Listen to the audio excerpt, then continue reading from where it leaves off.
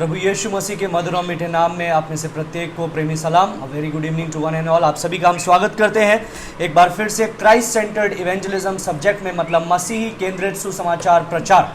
हम लोग देख रहे हैं परमेश्वर का कार्य करना सिर्फ पासवानों का काम नहीं, लेकिन हर एक यीशु के कहलाने वाले चेलों का काम है।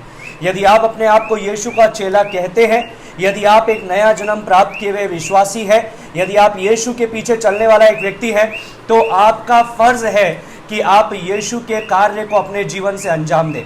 और परमेश्वर का कार्य परमेश्वर के तरीके से, परमेश्वर की महिमा के लिए किस प्रकार से करना है, इन्हीं बातों को हम लोग परमेश्वर के वचन के द्वारा सीख रहे थे। और ये सीखने का शुरुआत हुआ प्रकाशित वाक्य के हमारे अध्ययन के पश्चात। जब प्रकाशित वाक्य पूरी पुस्तक का अध्ययन किया गया और उसके पश्चात हमने देखा कि अब हमें क्या करना है। यीशु मसीह आने वाला है, वो सारी बातों को हम लोगों ने देख लिया, भविष्य की बातों को देख लिया, यीशु के प्रकटीकरण को देख लिया, सारी चीज़ों को देख लिया। अब वर्तमान के लिए हमारा फर्ज क्या है, तो वहां पर यह सब्जेक्ट आता है जो है क्राइस्ट सेंटर्ड इवेंजलिज्म। परमेश्वर का कार्य परमेश्वर के तरीके से, परमेश्वर की महिमा के लिए करना है। यीशु मसीह ने हर एक विश्वासी को बोला कि तुम अपने परमेश्वर को अपने संपूर्ण मन से, सामर्थ्य से, शक्ति से प्रेम करो, जो महान आज्ञा है, और अपने पड़ोसी को अपने समान प्रेम करो। और वैसे ही यीशु मसीह ने महान आदेश भी दिया। मत्ती 28 का 18 से 20 में वो महान आदेश पढ़ने के लिए मिलता है, जहां पर यीशु मसीह ने कहा कि स्वर्ग और पृथ्वी का सारा अधिकार मुझे दिया गया है, इसलिए तुम जाओ और सारे जगत के लोगों को चेला बनाओ। वही बात प्रेरितों 1:8 में लिखा गया है। पवित्र आत्मा को देने के पीछे मकसद ही ये है कि वो हमको यीशु की महिमा हमारे जीवन के द्वारा कराए और हमारे जीवन के द्वारा दूसरों को यीशु को प्रकट कर सके। इसलिए यीशु ने बोला, तुम सामर्थ्य प्राप्त करोगे जब पवित्र आत्मा तुम पर उतरेगा और तुम यरूशलेम, यहूदिया, समरिया, पृथ्वी के छोर तक मेरे गवाह ठहरोगे। तो यदि हम सब कुछ करते हैं लेकिन गवाह नहीं ठहरते हैं, तो हम अपने जीवन के मकसद को, विश्वासी जीवन के मकसद को पूरा नहीं कर रहे हैं। और इसका हर्जाना एक दिन हमको चुकाना पड़ेगा जब हम परमेश्वर की उपस्थिति में जाएंगे। सबसे पहले विश्वासियों के लिए एक न्याय है। अविश्वासियों का न्याय होने से पहले विश्वासियों के लिए एक न्याय है, जिसको बीमा जजमेंट सीट ऑफ क्राइस्ट बोलते हैं। उसके बारे में हम लोगों ने विस्तार से अध्ययन किया था, so I am not going in that subject. लेकिन मैं आपको यह बताना चाहता हूं कि उसके अंदर हम लोगों ने देखा था कि वो विश्वासियों का न्याय होगा। कुछ ही दिन पहले हम लोगों ने उसका चर्चा किया था। हमारे ऊपर डिस्क्रिप्शन में आपको YouTube लिंक मिल जाएगा, वहां पर आप जा सकते हैं। कल का आपको मैसेज मिल जाएगा और वहीं पर आपको क्राइस्ट सेंटर्ड इवेंजलिज्म से हर एक प्रचार डे 1 से लगा करके आज 22वां दिन है, हर एक प्रचार वहां पर मिलेगा। साथ ही साथ प्रकाशित वाक्य का यदि आप अध्ययन करना चाहते हैं तो 85 different messages on the book of revelation, विस्तार पूर्वक पद पद करके, वचन वचन करके, एक एक शब्द करके हम लोगों ने उसको समझाए, और इधर उधर से नहीं लेकिन परमेश्वर के वचन के द्वारा समझाए। तो उन बातों का आप लाभ उठा सकते हैं। आइए इस शाम के समय हम लोग आगे बढ़ने से पहले प्रार्थना करेंगे। धन्यवाद देते हैं परमपिता परमेश्वर इस समय के लिए जो तूने हमारे जीवन में दिया। एक बार फिर से जब हम तेरे सम्मुख उपस्थित होते हैं, हम प्रार्थना करते हैं तेरे वचन के माध्यम से, तेरे पवित्र आत्मा के माध्यम से तू हम में से प्रत्येक को प्रकाशित करने पाए परमेश्वर। और वो प्रकाशन जो हमारे जीवन में उतरता है वो फल लाने पाए, 30 गुना, 60 गुना, 100 गुना। सारी बातों में तेरे नाम को महिमा देते हैं, यीशु के नाम से मांगते हैं, सुनो ग्रहण का पिता, आमीन। अभी अभी हम लोग बातचीत कर रहे थे कि यीशु मसीह ने कहा तुम मेरे गवाह ठहरोगे। हम लोगों ने प्रेरितों के काम पुस्तक से देखा कि क्या चेलों ने यीशु की आज्ञा का पालन किया, कि उन्होंने अपना खुद का तरीका और अपने खुद के संदेश को बनाया। तो हमको वहां पर देखने के लिए मिला कि नहीं, चेलों ने, प्रेरितों ने यीशु की आज्ञा का सटीक ढंग से पालन किया, यीशु के तरीके का पालन किया, यीशु के संदेश का पालन किया। हम लोगों ने देखा उनका संदेश स्वर्ग केंद्रित नहीं था, चंगाई केंद्रित नहीं था, उनका संदेश शांति केंद्रित नहीं था, उनका संदेश मनुष्य की जरूरतें केंद्रित नहीं था, लेकिन यीशु केंद्रित था। अब सवाल यह उठता है, क्या आप जब यीशु केंद्रित प्रचार कर रहे हैं तो क्या परमेश्वर चंगाई नहीं करेगा? करेगा। क्या वो हमको स्वर्ग लेकर के नहीं जाएगा? जाएगा। क्या वो हमारी जीवन की जरूरतों को पूरा नहीं करेगा? करेगा, क्योंकि परमेश्वर का वचन कहता है भजन संहिता 23 में कि मैं उसके चराई की भेड़ें हूं, वो मुझे चराता है, मैं उसकी प्रजा हूं, वो मेरा देखभाल करता है। We read that in the word. तो परमेश्वर वो सारे काम को करेगा मेरे प्रियो, लेकिन लेकिन मुख्य मुद्दा यह है कि क्या हम यीशु को केंद्र बना करके प्रचार कर रहे हैं। और उसके उपलक्ष्य में हम लोगों ने मसीह केंद्रित संदेश देखा था और संसार केंद्रित या स्वर्ग केंद्रित या मनुष्य की जरूरतें केंद्रित संदेश भी हम लोगों ने देखा। अब मसीह केंद्रित संदेश में सबसे पहले हम लोगों ने देखा कि यीशु मसीह के व्यक्तित्व के बारे में आपको बताना है। तो उसका व्यक्तित्व में पहला चीज क्या आता है? He is the son of God. तो इसलिए हमने बताया यीशु का ईश्वरत्व और उससे संबंधित कई पदों को आपको दिया। यीशु मसीह हमारा सृष्टिकर्ता है, उसके संबंधित कई पदों को दिया। पुराने नियम में यीशु को परमेश्वर कहा गया है, उससे संबंधित पदों को दिया। नए नियम में यीशु मसीह ने अपने मुंह से कहा कि मैं परमेश्वर हूं, उससे संबंधित वचनों को दिया। चेलों ने कहा कि तू परमेश्वर है, उससे संबंधित वचनों को दिया। और दूसरी बात आती है, अगर वो परमेश्वर है तो वो कैसा परमेश्वर है? हाँ, वो प्रेम करने वाला है, हाँ वो न्याय भी करने वाला है, लेकिन सबसे बड़ा अगर कुछ देखेंगे तो वो है खादोश, पवित्र परमेश्वर।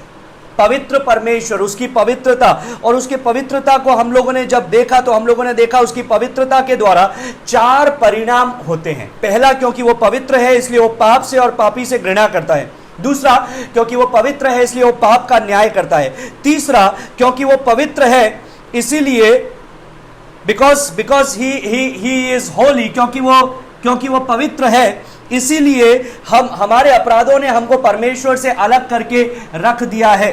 चौथी बात, क्योंकि वो पवित्र है इसीलिए उसके सम्मुख आने के लिए उसने कहा है सिद्ध पवित्रता हमारा एकमात्र जरिया है।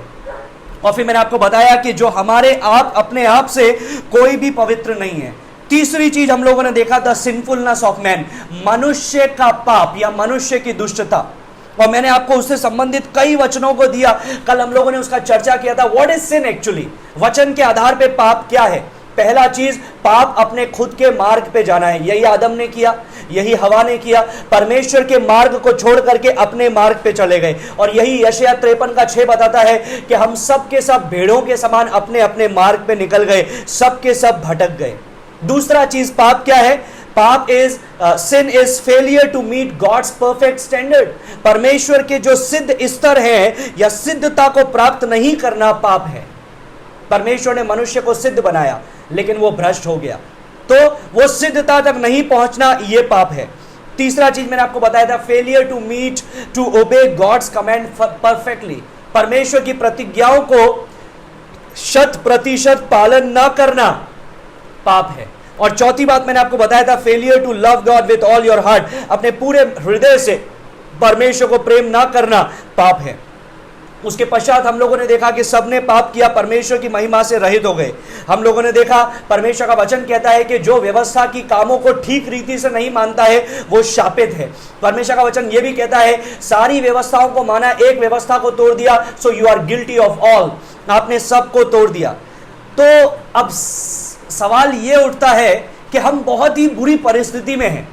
पहला चीज, परमेश्वर सृष्टि करता है, यीशु मसीह सृष्टि करता है। दूसरी बात, वो पवित्र है और हम उसकी पवित्रता तक नहीं पहुंच पा रहे हैं। तीसरी चीज, हम पापी हैं। तो अब हम बहुत ही बुरे परिस्थिति में हैं, बुरे हालत में हैं। हम अपने आप के द्वारा कुछ नहीं कर सकते, but there is a way. परमेश्वर ने एक मार्ग को निकाला। So we are going to see today the salvation of Jesus. Jesus is the only saviour of sinner. यीशु का उद्धार, यीशु पापियों का एकमात्र उद्धार करता, और वचन के द्वारा हम इस चीज को स्थापित करेंगे। We are going to prove it from the word of God, because there will be many coming to you and attacking you saying that Jesus is not the only way. कई लोग आपके विरुद्ध आएंगे और बोलेंगे यीशु मसीह एकमात्र रास्ता नहीं है। जैसे हम लोग बोलते हैं वो लोटस टेम्पल, कि लोटस टेम्पल क्या है? वो सारे जो पेटल्स हैं वो अलग अलग धर्म हैं, अलग अलग नीतियां हैं, अलग अलग धारणाएं हैं, और अंत में तो सब एक ही जगह जाती है, एक ही परमेश्वर को। तो परमेश्वर एक है, रास्ते अनेक हैं। लेकिन मैं आपको बताऊंगा एक बात, यदि मुझे दक्षिण भारत में जाना है तो मैं उत्तर की ओर ट्रेवल करूंगा तो दक्षिण नहीं पहुंचूंगा। There is a way and there is one way.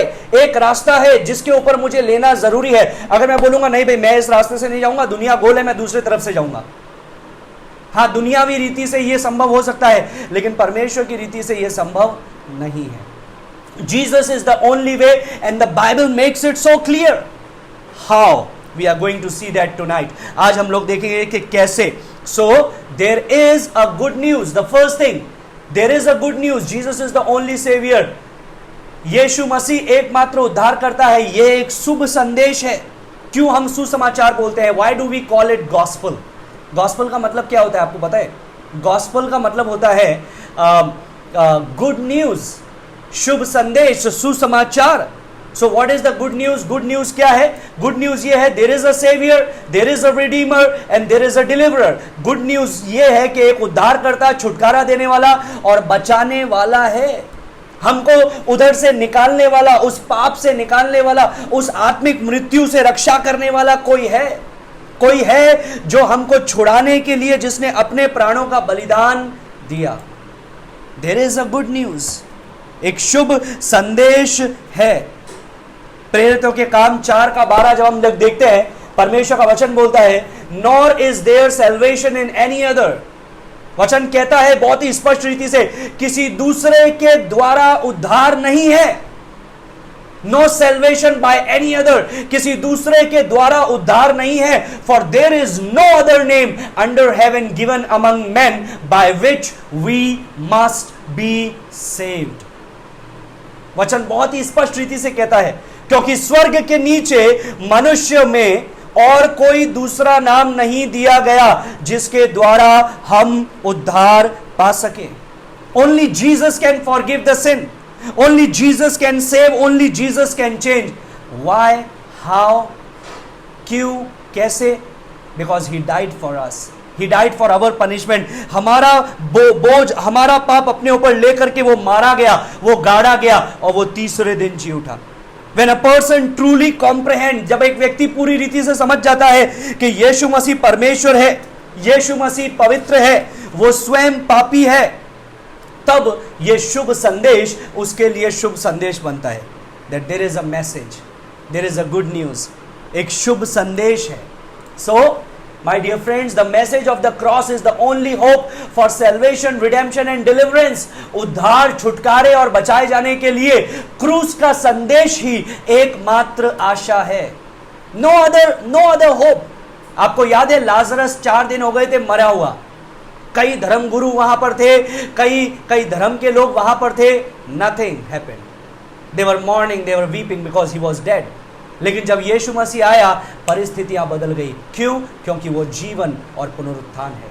पुनरुत्थान और जीवन मैं हूं। यीशु मसीह ने इसका आगाज किया और यीशु मसीह ने उसको आवाज दी और बोला, लाजरस बाहर निकाला।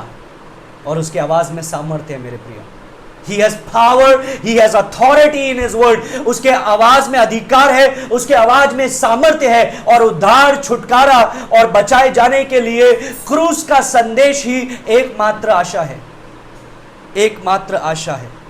The Bible makes it very clear. Bible में लिखा है 2 कोरिन्थियों 5:21 में, for he made him who knew no sin to be sin for us that we might become the righteousness of God in him.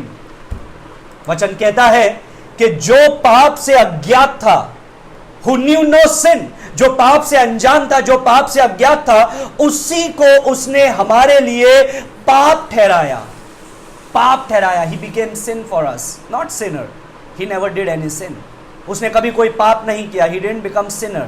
He became sin for us. वो हमारे लिए पाप ठहराया कि हम उसमें होकर परमेश्वर की धार्मिकता बन जाएं। This is called substitutionary atonement of Christ.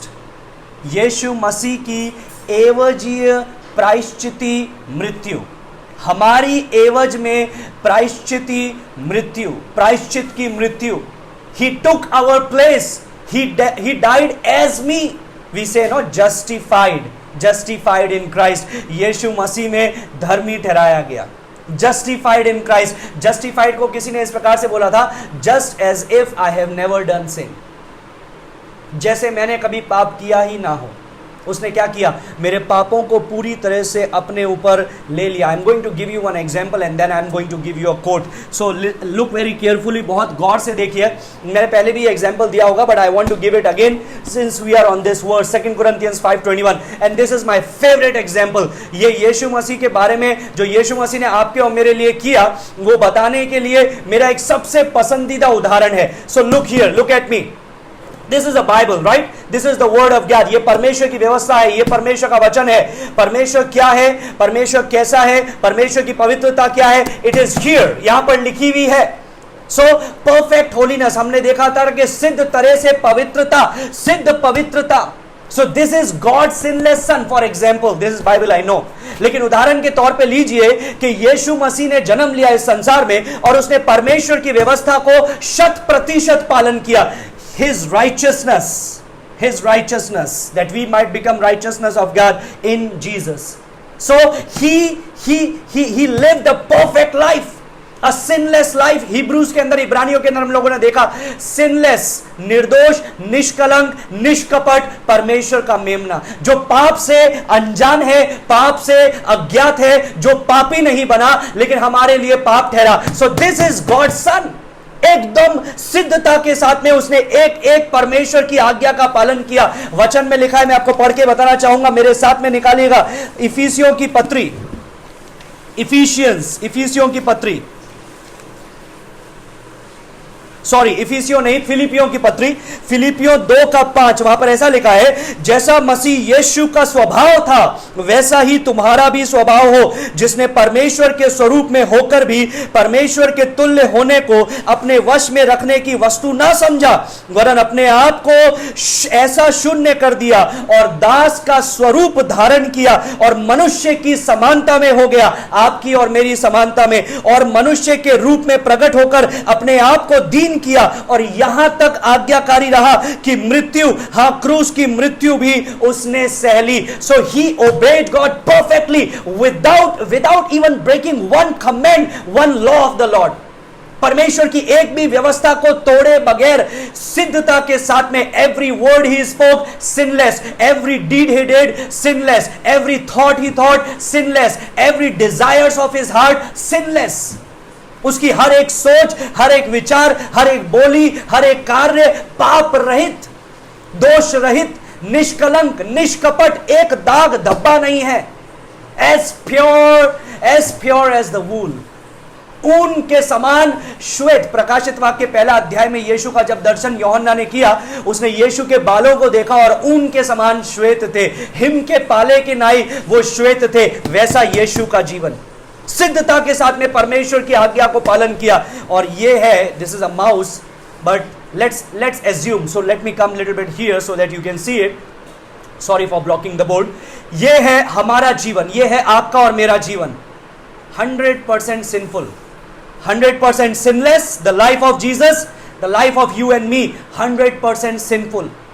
क्यों भाई, क्यों अच्छा काम नहीं कर सकते हैं? आप ऐसा क्यों बोल रहे हैं सर कि 100% सिंफुल? क्या मनुष्य में कुछ भी अच्छा नहीं है? नहीं है। That's what the word of God says. यशायाह कल हम लोगों ने पढ़ा था कि तुम्हारे धर्म के काम मैले चिथड़े के समान है, उस चिथड़े के समान जो एक कोड़ी व्यक्ति अपने घाव पे लगा करके वो जब पस से भर जाता है उसको फेंक देता है। That's what our deeds, good deeds, righteous deeds are. Sinful.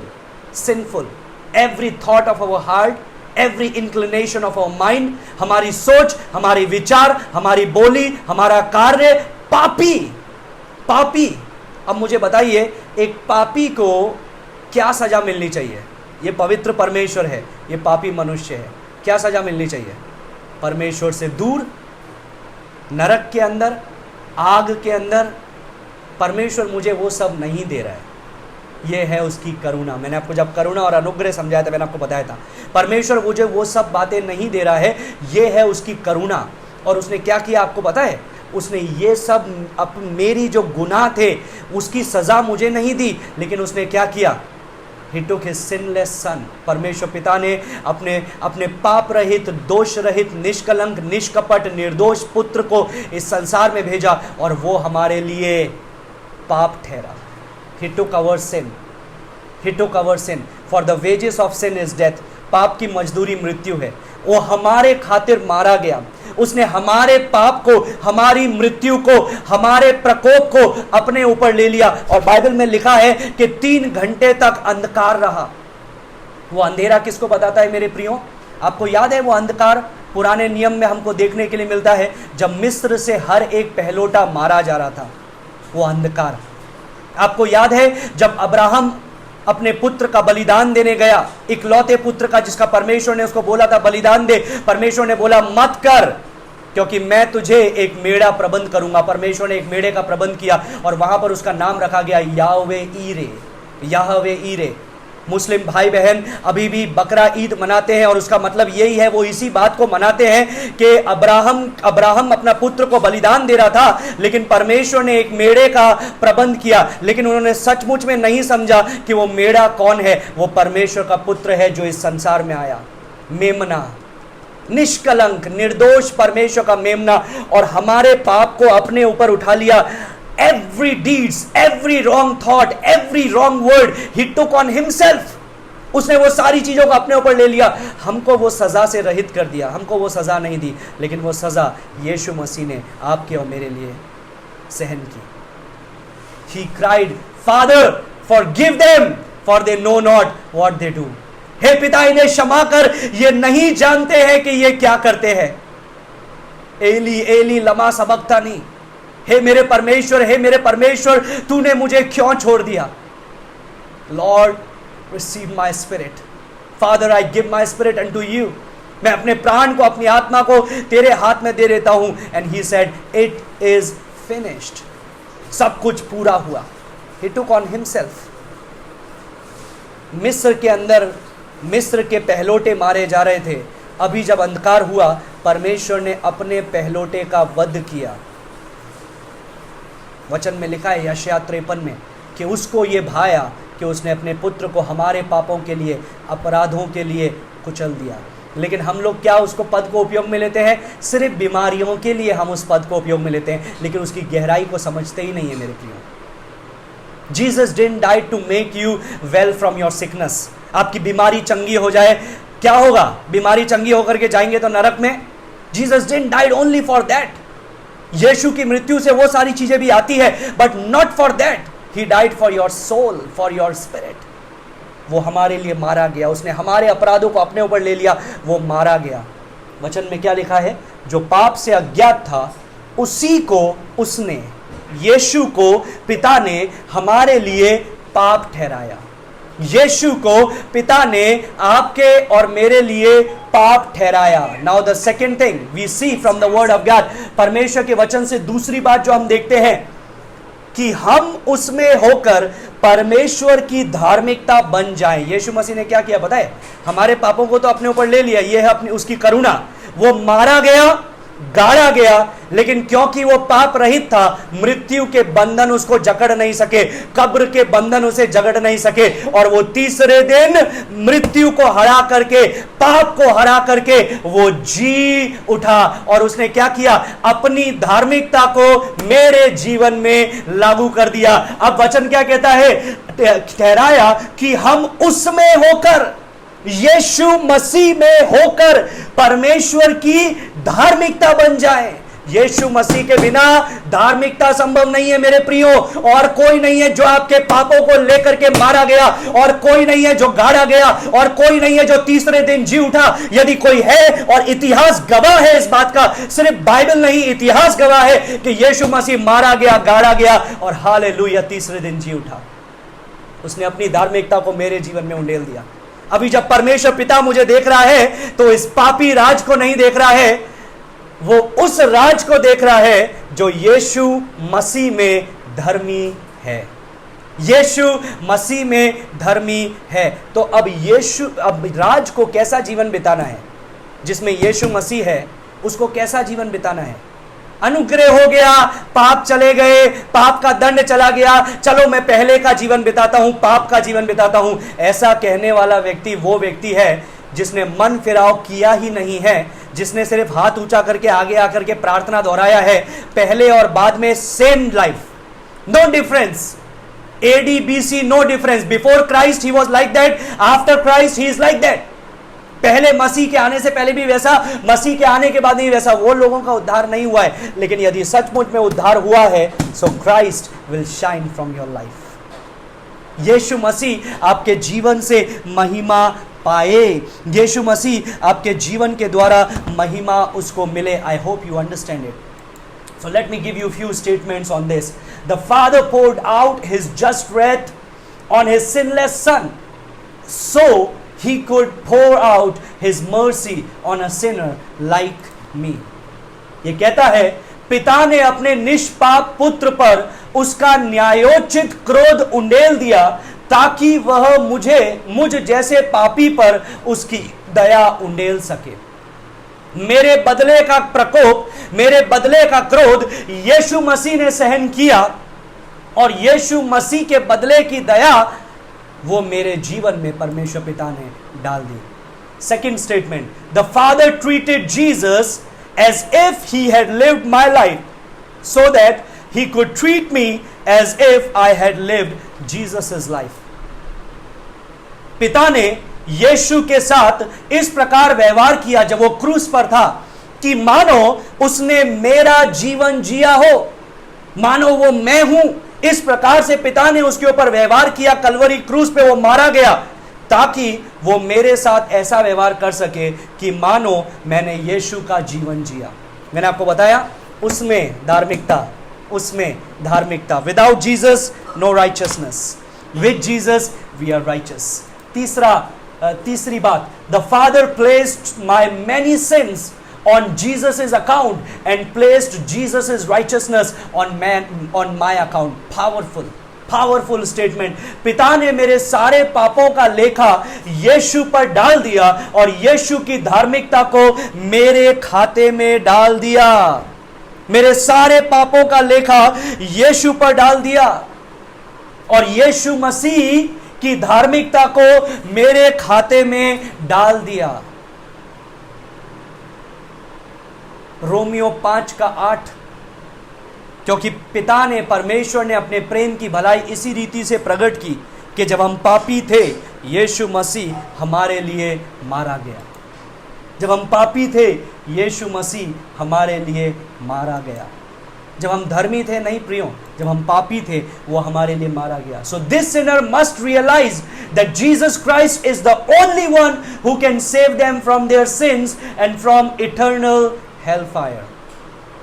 मैं चाहूंगा कि ये पापी या ये खोए हुए लोगों को ये एहसास होना चाहिए कि केवल यीशु मसीह ही उनके पापों से और नरक से बचा सकता है। He was rejected so that you and I can be accepted. उसको तिरस्कार किया गया ताकि आप और मैं अपनाए जाएं। उस पर परमेश्वर का प्रकोप पड़ा ताकि आपके और मेरे जीवन पर परमेश्वर की आशीष उतर सके। वो तुच्छ जाना गया ताकि आप और हम परमेश्वर के प्रिय जाने जाएं। What a great salvation and what a great God we have. कितना महान परमेश्वर हमारा है, कितना महान सुसमाचार परमेश्वर ने हमें दिया है। My dear friends, church membership will not save you. कलीसिया में आपकी उपस्थिति या कलीसिया के रजिस्टर में आपका नाम होने से आपका उद्धार नहीं होता है। False religious experiences will not save you. कई लोग बोलते हैं हाथ तो उठाया था ना, आगे तो गए थे ना, प्रार्थना तो दोहराया था ना, I am a saved person. No my dear friend. हाथ उठाना, आगे आना, प्रार्थना दोहराने से आपको नया जीवन नहीं मिलता है। नया जीवन मिलता है परमेश्वर के वचन के आधार पर दो बातों से, मन फिराने से, विश्वास करने से। मन फिराने से, विश्वास करने से। Even baptism experience will not save you. कई लोग सोचते हैं 18 साल के हो गए, चलो बपतिस्मा ले लेते हैं। क्यों? बपतिस्मा नहीं लिया तो शादी नहीं होगी ना। कंफर्मेशन ले लेते हैं, बपतिस्मा ले लेते हैं। Even baptism will not save you यदि आपने मन फिराया नहीं है और विश्वास नहीं किया है तो। Human morality will not save you. मनुष्य की नैतिकता, अच्छा जीवन बिताने से भी आपका उद्धार नहीं होता है। रिलीजियस एक्टिविटीज, धर्म की बातें, धर्म के रीति रिवाज से करने से भी आपका उद्धार नहीं होता है। Even humanitarian work, being a good neighbour, being a good citizen will not save you, because these all are outward things. अंदर से साफ होना जरूरी है, अंदर से साफ होना जरूरी है। Then not only Jesus died, but the resurrection of the Lord Jesus Christ. ना सिर्फ यीशु मसीह मारा गया मेरे लिए, लेकिन यीशु मसीह का पुनरुत्थान को भी हमें समझने की जरूरत है और प्रचार करने की जरूरत है। यीशु मसीह के पुनरुत्थान, वचन में लिखा है रोमियो 10:9 में कि यदि तू अपने मुंह से यीशु को प्रभु जानकर अंगीकार करे और अपने मन से विश्वास करे कि परमेश्वर ने उसे मरे हुओं में से जिलाया है, तो तू निश्चय उद्धार पाएगा। इस वचन को लेकर के लोग बोलते हैं, अच्छा तो आप प्रार्थना दोहराओ, हे परमेश्वर मुझे क्षमा करना, मैं तुझे अपना प्रभु मानता हूं। धन्यवाद। और पास्टर बोलते हैं, कांग्रेचुलेशन, आप परमेश्वर की संतान हैं। अरे भैया, ये फॉर्मूला वचन के कौन से बाप में, कौन सी पुस्तक में, कौन से अध्याय में, कौन से पद में आया है? अब आप बोलेंगे नहीं, सब कर रहे हैं तो ठीक ही होगा ना। सही नहीं है। बड़े बड़े लोग कर रहे हैं तो ठीक ही होगा ना। बड़े बड़े लोग, दाऊद ने व्यभिचार भी किया, तो क्या वो ठीक है? Sorry for giving that example, but it is true. ये सही है। वो गलत शिक्षाएं हैं, वो गलत मनुष्य की बातें हैं। बाइबल में कहीं नहीं है। 1935 में बिली संडे ने सिनर्स प्रेयर और ये जो चीजें आज हम करते हैं, we call it altar call. अब ऑल्टर कॉल देना गलत नहीं है। मैं आपको बताऊंगा परमेश्वर के वचन के अनुसार ऑल्टर कॉल क्या है। आखिर परमेश्वर के वचन के अनुसार सही ऑल्टर कॉल क्या है, गलत ऑल्टर कॉल क्या है? आगे बुलाना, हाथ उठाना, प्रार्थना दोहराना और बोल देना कि तुम्हारा उद्धार हो चुका है। और ये वचन को बता देना कि रोमियो 10:9 में लिखा है, तू अपने मुंह से अंगीकार करेगा यीशु को प्रभु जान करके तो तेरा उद्धार हो जाएगा। तुमने मुंह से बोल दिया अब यीशु प्रभु है, अब तुम्हारा उद्धार हो गया। नहीं मेरे प्रियो, ये पुस्तक लिखी गई थी रोम के लोगों को।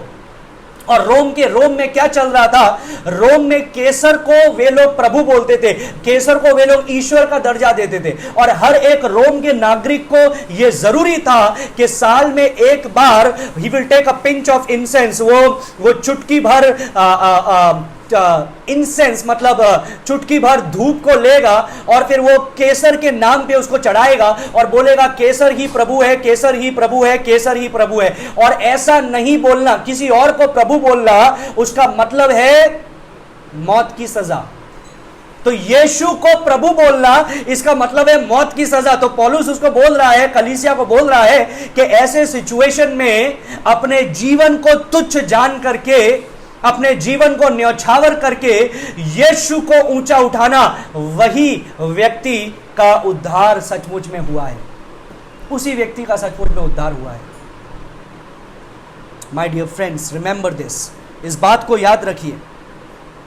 परमेश्वर का वचन कहता है यीशु मसीह एकमात्र उद्धार का मार्ग है, लेकिन मन फिराव और विश्वास यीशु मसीह की दो शर्तें हैं उद्धार के लिए। If you will embrace the treasure and treasure the resurrection of Jesus as proving that Jesus is Lord and God, and that the Father accept the death of Jesus on the cross as completely sufficient for the pardon of your sin, you will be saved। Romeo 10:9 का अर्थ क्या है? उसका अर्थ है यदि आप यीशु के पुनरुत्थान को, जो यीशु को प्रभु और परमेश्वर साबित करता है, और इसे कि पिता ने यीशु की क्रूस की मृत्यु को आपके पापों की कसम के लिए पूर्ण बलिदान जानकर स्वीकार किया, इसे कीमती जानकर गले लगाए, तो आपका उद्धार होगा। Sorry, I forgot what is the word over here. आपके पापों की क्षमा होनी चाहिए, कसम नहीं है, ये रॉन्ग लिखा गया है। क्षमा, आपके पापों की क्षमा के लिए पूर्ण बलिदान जानकर स्वीकार करें, तब आपका उद्धार होगा। यह है मतलब रोमियो 10:9 का। यीशु को प्रभु जानने का मतलब क्या है? अपना सब कुछ न्योछावर करना, अपने आप को उसके चरणों में रखना। हम मंडे को देखेंगे यीशु का प्रभुत्व, लेकिन मैं आपको एक छोटा सा उदाहरण देना चाहता हूँ। एक व्यक्ति था जो पुलिस की नौकरी करता था, और उसके जो हायर अथॉरिटी थे वो हमेशा उसको फ़ोन करते थे, और वो जब भी फ़ोन उठाता था अपने घर पर, वो हमेशा बोलता रहा yes sir, yes sir, yes sir, okay sir, sure sir, yes sir, yes sir बोल करके फ़ोन रखता था। कभी भी नो सर नहीं बोलता था। उसकी पत्नी ने बोला तुम तो अपने सर से बहुत डरते हो, तुम तो कभी नो नहीं बोलते हो, यस यस ही बोलते हो। तो उसने बोला कि नहीं, वो मेरा मालिक है, वो मेरा स्वामी है, मुझे तो यस ही बोलना है, वो जो कुछ बोले यस बोलना है मुझे। और फिर एक दिन उसके सर का फोन आया और उसने बोला yes sir, okay sir, sure sir, no no no no no no no no no no sir. Then he said okay sir, bye sir. He kept the receiver down. उसकी wife ने बोला, आज तुमने बहुत बहादुरी दिखाई, पहली बार तुमने अपने सर को नो बोला, आखिर नो क्यों बोला ये मुझे बताओ। तो उसने बोला, मेरे सर ने मुझे पूछा, क्या तू हमेशा यस बोल बोल करके थकता नहीं है, हमेशा यस बोलता है, थकता नहीं है। तो उसने बोला, नहीं नहीं नहीं नहीं, no no no no no no sir, no sir, no sir, नहीं सर, यही होना चाहिए। We cannot call him Lord and no in the same sentence। आप परमेश्वर को प्रभु और नहीं प्रभु एक ही वाक्य गलत वाक्य है। अगर नहीं तो इसका मतलब you are the decision maker, you are the lord of yourself, तो आप उसको प्रभु नहीं कह सकते हैं। और अगर हाँ कह रहे हैं तभी आप उसको प्रभु कह सकते हैं। हम लोग इंग्लिश में एक गीत गाते हैं, yes Lord yes Lord yes Lord yes, that's right, yes Lord. If he is the Lord it is yes Lord. तो अपने दिल मुंह से अंगीकार करना है कि यीशु प्रभु है, मतलब अपने जीवन के सिंहासन से उतर करके यीशु को सिंहासन सौंपना है। यह मतलब है उस पद का। सिर्फ यह मतलब नहीं है कि हाँ मैंने प्रार्थना दोहराया और बोला हाँ यीशु आज से मेरे जीवन का प्रभु है। ऐसे कितनी बार बोले होंगे, जब मैं प्रभु को नहीं जानता था तब भी कितने मीटिंग्स में ऐसे जाते होंगे और बोलते होंगे हाँ यीशु तू प्रभु है, यीशु तू प्रभु है, लेकिन सचमुच में नहीं था। लेकिन एक दिन आया जब मैंने अपने जीवन का सिंहासन खाली किया और उसको उस सिंहासन पर रखा। और यही आपके जीवन में हुआ।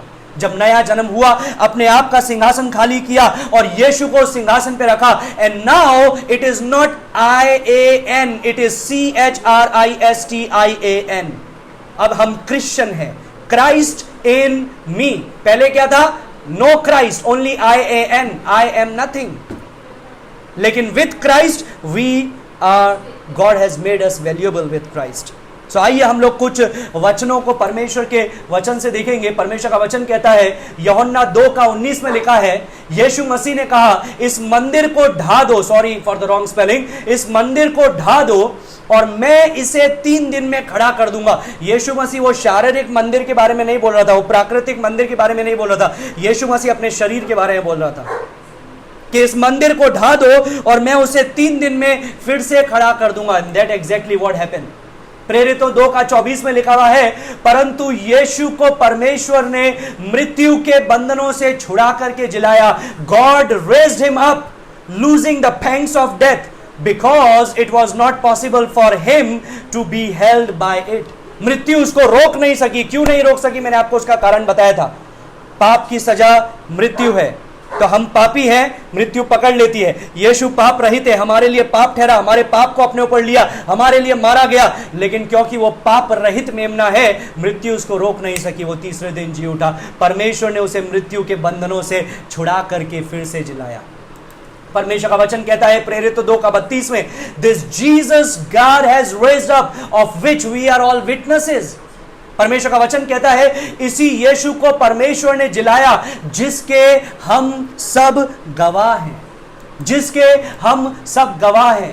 प्रेरितों 3:15 में यह भी लिखा है, और तुमने जीवन के कर्ता को मार डाला जिसे परमेश्वर ने मरे हुओं में से जिलाया, और इस बात के हम गवाह हैं। याद रखिएगा, कई लोग बोलते हैं नहीं यीशु वास्तविकता से मरा ही नहीं था, वो तो यीशु के जैसा दिखने वाला कोई और था। गलत बात, गलत चीज। यीशु ही था वो। और इसको सुनिश्चित करने वाले कौन थे? सिर्फ यीशु के चेले नहीं थे। इसको, यीशु के चेले तो भाग गए थे, इसको सुनिश्चित करने वाले थे उसके दुश्मन, महायाजक, याजक, यहूदीकारी, बाकी लोग थे जो यीशु के विरुद्ध थे। उन्होंने इस बात को सुनिश्चित किया कि कोई और व्यक्ति ना हो जिसको क्रूस पे चढ़ाया जाए, यीशु ही हो। और उसके क्रूस पे भी चढ़ाया गया, उसको मारा भी गया।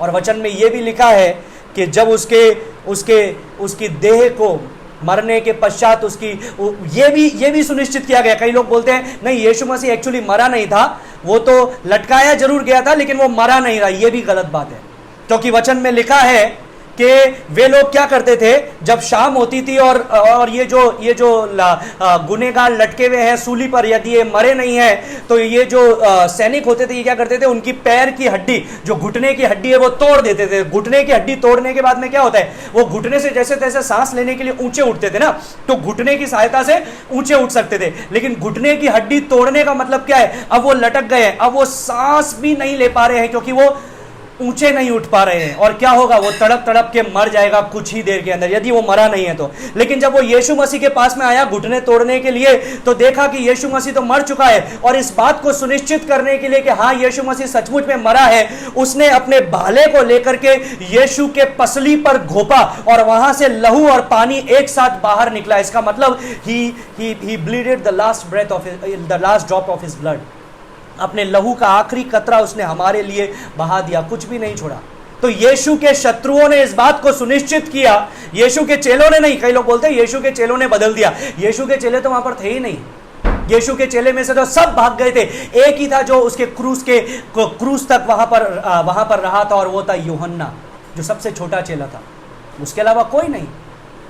So his enemies made it sure that it is Jesus, he is Jesus who is crucified। यीशु मसीह हो जिसको क्रूस पे चढ़ाया जाए, और यीशु मसीह को मरने तक भी इस बात को भी सुनिश्चित किया गया कि वो पूरी रीति से मरा है या नहीं मरा है। भाला घोपा उसकी पसली में। आई am not a physician but I know one thing for sure, जब पसली में भाला घोपा जाएगा, लंग्स, लीवर, हार्ट जो है ये तो बेदा जाएगा, और ये बेदने के साथ में जो मनुष्य का जो जीवन है वो पूरी तरह से ऐसे ही निकल जाएगा। और भाले को जब आप देखते हैं तो आपको देखने के लिए मिलता है वो ऐसा होता है, और यहाँ से ऐसा होता है। तो उसको जब निकाला जाता है तो वो क्या करता है, एक छेद करता हुआ वो वहाँ से निकलता है, छेद करता हुआ निकलता है। नाउ अनदर थिंग, सिर्फ इतना ही नहीं, उसको कब्र में जब रखा गया तो कई लोग बोलते हैं अरे यीशु मसीह जी नहीं उठा था, वो तो लाश बदल दी थी किसी ने, और लाश को छुपा दिया यीशु की, और ये अफवाह उड़ा दी कि हाँ यीशु मसीह मारा गया और गाड़ा गया और तीसरे दिन जी उठा। ये उसके चेलों ने किया था। लेकिन मैं आपको वचन से भी बताना चाहता हूं, मैं आपको वो स्टोरी भी बताना चाहता हूं। चेलों को विश्वास नहीं था कि यीशु मसीह तीसरे दिन जी उठेगा। चेलों ने क्या किया, चेले जाकर के छुप गए। चेलों ने विश्वास नहीं किया। यीशु मसीह ने बोला तुम गलीली में मेरा इंतजार करना, लेकिन चेले उसकी आज्ञा को भूल गए, चेले उसकी प्रतिज्ञा को भूल गए। चेले भूल गए कि यीशु मसीह ने कितनी बार उसे बोला कि तो ये मैं मारा जाऊंगा लेकिन तीसरे दिन जी उठूंगा। लेकिन यीशु के जो दुश्मन थे, जो याजक महायाजक थे, उनको ये बात याद थी, और वो सीधे सूबेदार के पास में, पिलातुस के पास में आया, उसको याचना की और बोला कि तू वहां पर पहरुओं को खड़ा कर दे, क्योंकि यीशु ने कहा था कि वो तीसरे दिन जी उठेगा। मैं आपको पढ़ करके बताना चाहता हूं, मत्ती रचित सुसमाचार 27 का 62 में लिखा है, दूसरे दिन जो तैयारी के दिन बाद का दिन था, प्रधान याजकों और फरीसियों ने पिलातुस के पास इकट्ठे होकर कहा, हे महाराज, हमें स्मरण है कि यह भरमाने वाला, कौन, यीशु जिसको कल क्रूस पे चढ़ाया था, ये भरमाने वाले ने जब वो जीवित था कहा था मैं 3 दिन के बाद जी उठूंगा। कौन बोल रहे हैं, यीशु के शत्रु। अतः आज्ञा दे कि तीसरे दिन तक कब्र की रखवाली की जाए, at least till the 3rd day, तीसरे दिन तक कब्र की रखवाली कर दे, उसके बाद भली मत करना, क्योंकि फिर तो उसका जो ये झूठी बात थी कि मैं तीसरे दिन जी उठूंगा, ये तो खारिज हो जाएगी। तो तीसरे दिन के बाद में पहरुआ मत बिठाना। लेकिन यहां पर लिखा है कम से कम तीसरे दिन तक उसकी रखवाली की जाए, ऐसा ना हो कि उसके चेले आकर उसे चुरा ले जाएं और लोगों से कहने लगे वो मरे हुओं में से जी उठा है, तब पिछला धोखा पहले से भी बुरा होगा।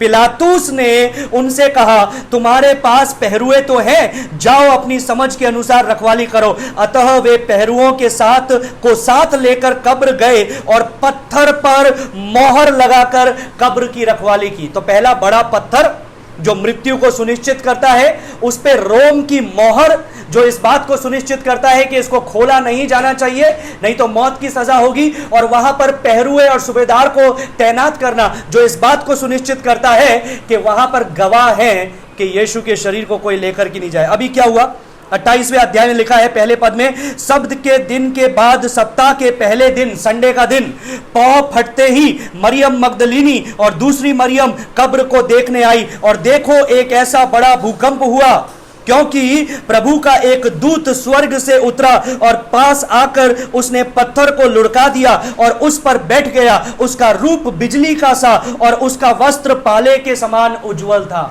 ये परमेश्वर का स्वर्गदूत है मेरे प्रियो। 4 पद में लिखा है मत्ती 28 का 4 के अंदर, उसके भय से पहरुए कांप उठे और मृतक समान हो गए। स्वर्गदूत ने स्त्रियों से कहा, मत डरो, मैं जानता हूं कि तुम यीशु को जो क्रूस पर चढ़ाया गया था ढूंढती हो। पहरुए मृतक के समान कांप उठे और मृतक के समान गिर गए।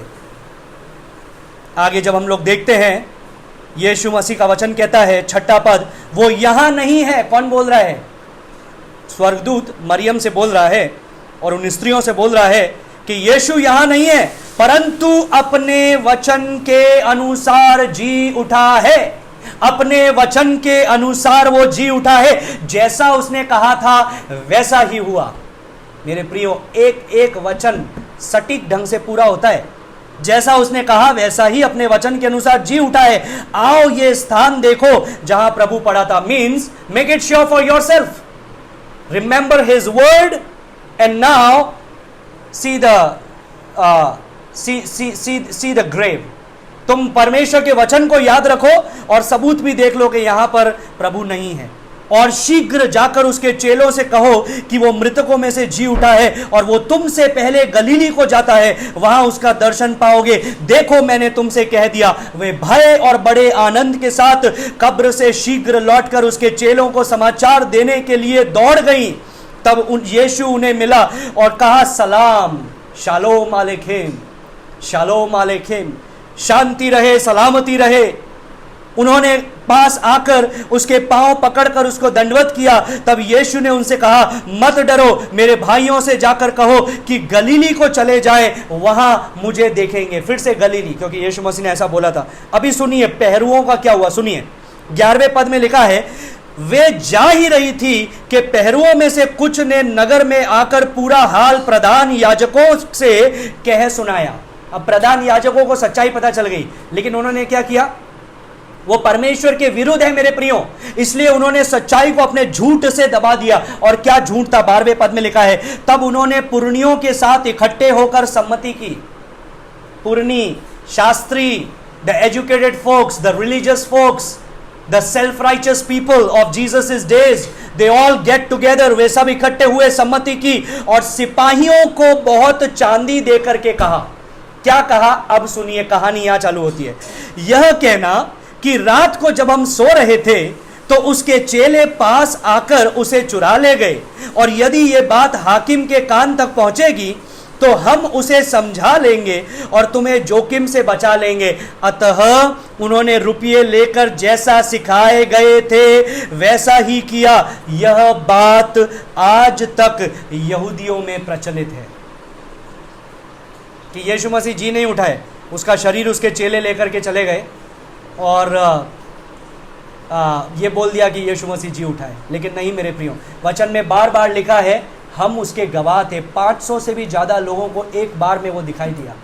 सबसे पहले ये स्त्रियों को दिखाई दिया, चेलों को दिखाई दिया। उसमें से एक चेला थोमा जो संदेह करने वाला था, उसने बोला कि जब तक मैं उसकी हाथ की छेद में अपनी उंगली को और उसके पसली के छेद में अपने हाथ को नहीं डालूं, मैं विश्वास नहीं करूंगा। और ऐसा भी यीशु मसीह ने कहा। यीशु मसीह आप पहुंचा, बोला थोमा तू ये कर। थोमा ने बोला, उसके पाँव पे गिर गया और बोला, हे मेरे प्रभु, हे मेरे परमेश्वर। तो मेरे प्रियो, आपका विश्वास व्यर्थ नहीं है, क्योंकि यीशु मसीह का पुनरुत्थान झूठा नहीं, यीशु मसीह का पुनरुत्थान सच्चा है मेरे प्रियो। यीशु मसीह का पुनरुत्थान सच्चा है, ये वचन हमको बताता है। So Jesus is the only saviour of sinner. यीशु मसीह पापियों का एकमात्र उद्धार करता है। यीशु मसीह ने कहा, मार्ग और सत्य और जीवन मैं ही हूं। कई लोग आए और बोला, मैं मार्ग बताऊंगा, मैं सत्य बताऊंगा, मैं जीवन की राह दिखाऊंगा। यीशु मसीह ने बोला कि मैं तुमको दिखाऊंगा नहीं, मैं ही मार्ग हूं, मैं ही सत्य हूं, मैं ही जीवन हूं। और फिर उसने बोला, बिना मेरे द्वारा कोई पिता के पास नहीं पहुंच सकता। Without me, nobody can come to Father except through me.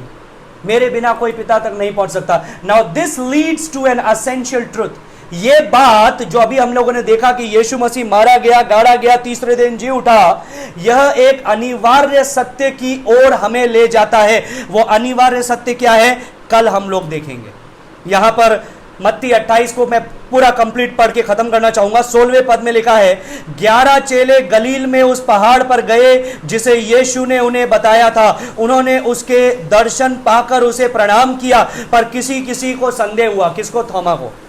यीशु ने उनसे पास आकर का कहा, स्वर्ग और पृथ्वी का सारा अधिकार मुझे दिया गया है। Now he is the Lord and he is God.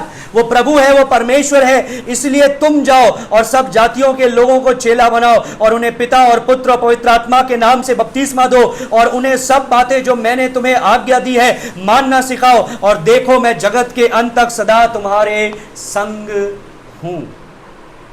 Wow, powerful powerful word of God. बिना मेरे द्वारा कोई पिता के पास नहीं पहुंच सकता है। माय डियर फ्रेंड्स, मेरी इज नॉट अ को रिडीमर विद जीसस।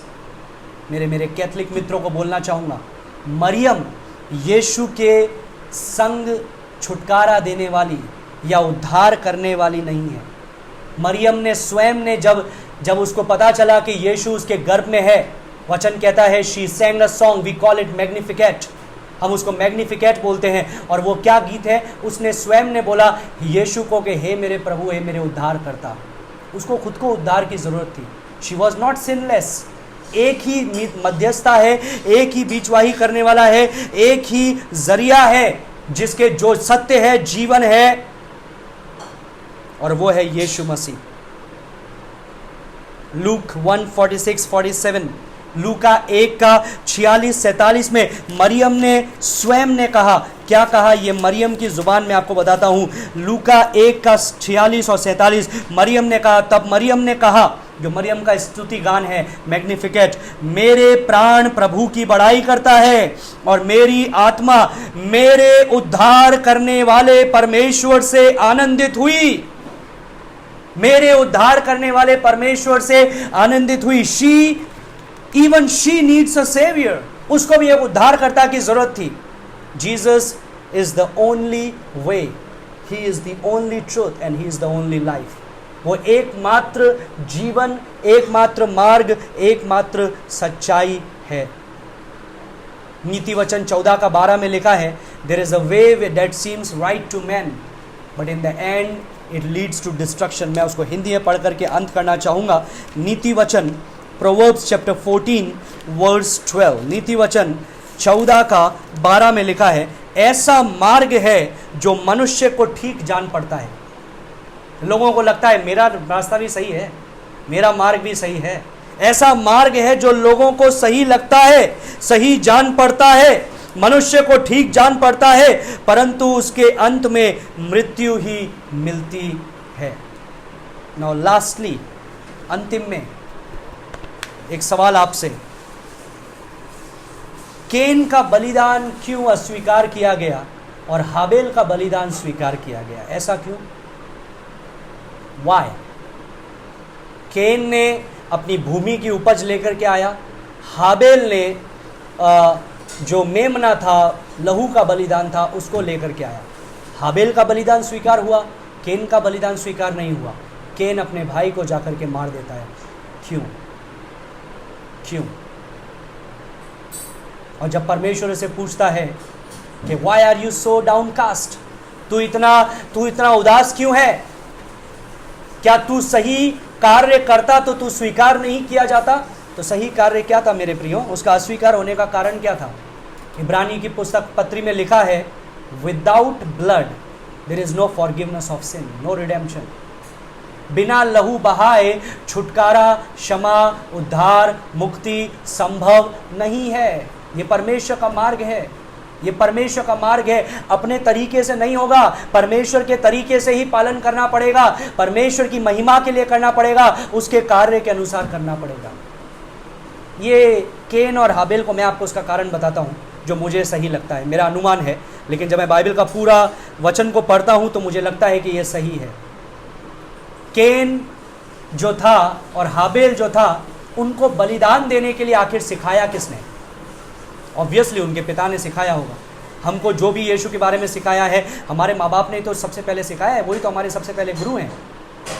तो क्या आदम ने उनको सिखाया होगा कि परमेश्वर को ग्रहण योग्य बलिदान देना है। उन्होंने उनको कहानी बताई होगी कि परमेश्वर ने हमको पाप रहित, हमको दोष रहित, हमको एकदम सिद्ध अपने स्वरूप में बनाया था, लेकिन हमारे से ऐसा पाप हुआ और हम परमेश्वर की महिमा से रहित हो गए। और बच्चों ने पूछा होगा फिर क्या हुआ। This is my imagination, okay, so don't take it as the word of God, but just understand, try to follow me. इसका आप अनुसरण कीजिए, सुनिए। और फिर उसने इस प्रकार से बोला होगा कि हाँ, परमेश्वर ने, फिर हम तो छुपे हुए थे, हमने अपने लिए अंजीर के पत्तों से अपने लिए पत्ते निकाल करके अपने लिए कपड़े बनाने की कोशिश किया, उससे नहीं बात बनी। हमने छुपने का प्रयत्न किया, उससे बात नहीं बनी। हमने एक दूसरे पर आरोप लगाने का प्रयत्न किया। आदम ने बोला होगा, मैंने परमेश्वर पे आरोप लगाया कि तूने जिस स्त्री को बनाया उसने मुझे ये फल खिलाया। स्त्री ने सांप पर आरोप लगाया और ऐसे ही एक दूसरे पर आरोप लगाया, लेकिन उससे ही बात नहीं बनी। तब बच्चों ने पूछा होगा फिर क्या हुआ पापा?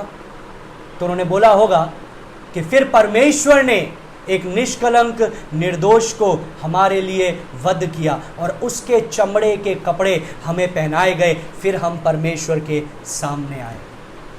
सो without blood no forgiveness of sin. ये बात उनको पता चल गई कि परमेश्वर को प्रसन्न करना है, परमेश्वर को महिमा देना है, तो लहू के द्वारा ही आना जरूरी है और कोई मार्ग नहीं है। लहू के द्वारा ही आना जरूरी है। यूहन्ना 6 याद करें कि यदि तू मेरा लहू नहीं पिएगा, मेरे मांस को नहीं खाएगा, तो तेरा मुझ में कोई हिस्सा नहीं। लहू के द्वारा ही आना जरूरी है। लेकिन जब बलिदान देने की बात आई, दोनों ने परमेश्वर को प्रसन्न करने के लिए सोचा। दोनों बच्चों ने, केन और हाबेल ने बोला ठीक है, परमेश्वर का जो मार्ग है उसी मार्ग से आऊंगा, लहू के द्वारा आऊंगा। केन ने सोचा परमेश्वर के तरीके से क्यों आना है भाई, लहू के द्वारा क्यों आना है, मैं अपने तरीके से आऊंगा, अपने मार्ग से आऊंगा। एक रास्ता है जो मनुष्य को ठीक जान पड़ता है, एक मार्ग है जो मनुष्य को ठीक जान पड़ता है, लेकिन अंत में नाश है, अंत में सत्यानाश है। और ऐसा ही हुआ। परमेश्वर ने हाबेल के बलिदान को स्वीकार किया, लेकिन केन के बलिदान को तुच्छ जाना, because he did not use God's way. परमेश्वर के मार्ग को उसने नहीं चुना और उसने क्या किया, आकर के अपने भाई को मार दिया। आज भी मेरे प्रियो, कई हैं जो परमेश्वर के मार्ग को स्वीकार नहीं करते हैं। एक बार मैं भी ऐसा ही था, 17 साल तक अपने जीवन में परमेश्वर के मार्ग को स्वीकार नहीं किया। अपने रास्ते पर मुझे ऐसा सही दिख रहा है, मैं अपने जीवन का मालिक हूँ, मेरी एक लाइफ है, मुझे आज़ादी होनी चाहिए कि मैं जो करना चाहता हूँ वो करूँ। वो आज़ादी नरक की ओर लेकर के जाती है। लेकिन जो लहू के द्वारा आता है, यीशु मसीह जो मार्ग, सत्य और जीवन है, उसके द्वारा आता है, वो पिता तक पहुँचता है, परमेश्वर के साथ में संबंध बनाता है, उसकी संतान कहलाता है। एक पद पढ़ करके अंतिम में, मैंने 2 बार अंतिम बोल दिया लेकिन ये लास्ट है, एक पद पढ़ के मैं अंत करना चाहूँगा। यूहन्ना उसका 1:12, वहाँ पर लिखा है, परंतु जितनों ने उसे ग्रहण किया, जितनों ने यीशु को ग्रहण किया, यीशु ने उन्हें परमेश्वर की संतान होने का अधिकार दिया, अर्थात उन्हें जो यीशु के नाम पर विश्वास रखते हैं। इसकी जगह पर, जितनों की जगह पर अपना नाम लिख करके पढ़िए। परंतु राज ने यीशु को ग्रहण किया, यीशु ने राज को परमेश्वर की संतान होने का अधिकार दिया, अर्थात राज को जो उसके नाम पर विश्वास रखता है। Wow, God gave us the opportunity, the freedom to be called the children of God। इससे बड़ा प्रेम, इससे बड़ा बलिदान और क्या होगा। और यदि अभी भी मैं इतना मूर्खता का काम करूं, मैं बोलूं परमेश्वर के रास्ते से क्यों जाऊं, अपने रास्ते पर चलूंगा, तो मेरे से बड़ा मूर्ख और कोई नहीं है। यही बाइबल कहता है। मूर्ख है वो व्यक्ति जो कहता है कि परमेश्वर नहीं है, जो अपने मार्ग पर चलता है। परमेश्वर इन वचनों के साथ में आपको आशीष दे। कल हम लोग देखेंगे, क्योंकि यीशु मसीह हमारा उद्धार करता है, एकमात्र उद्धार करता है, इसके द्वारा अगला सच्चाई क्या आता है, मंडे को हम लोग देखेंगे। परमेश्वर आपको आशीष दे। प्रार्थना करेंगे। धन्यवाद देते हैं प्रभु परमेश्वर इस समय के लिए जो तूने हमारे जीवन में दिया। धन्यवाद देते हैं परमेश्वर कि हम अपने अपराधों पापों में मरे हुए थे, बंधनों में जकड़े हुए थे, पाप के गुलाम थे, अपने अपराधों पापों में अंधे थे, हम स्वयं अंधकार थे, शैतान ने हमारी आंखों को, मनों को अंधा करके रखा था। इसके बावजूद भी तू हमारे जीवन में उद्धारकर्ता बन करके आया, तू हमारे जीवन में मार्ग, सत्य और जीवन बन करके आया। तूने हमें मृत्यु से जीवन दिया, उस अंधकार से ज्योति का संतान बनाया और उस बंधवाई से तूने हमको स्वतंत्र किया। धन्यवाद देते हैं परमेश्वर कि तूने मुझे अधिकार दिया, हमें अधिकार दिया कि हम तेरे संतान कहलाएं। सारी बातों में तेरे नाम को महिमा देते हैं, यीशु के नाम से मांगते हैं, सुनो ग्रहण कर पिता, आमीन आमीन आमीन। परमेश्वर आप में से प्रत्येक को आशीष दे। Thank you very much, may God bless you.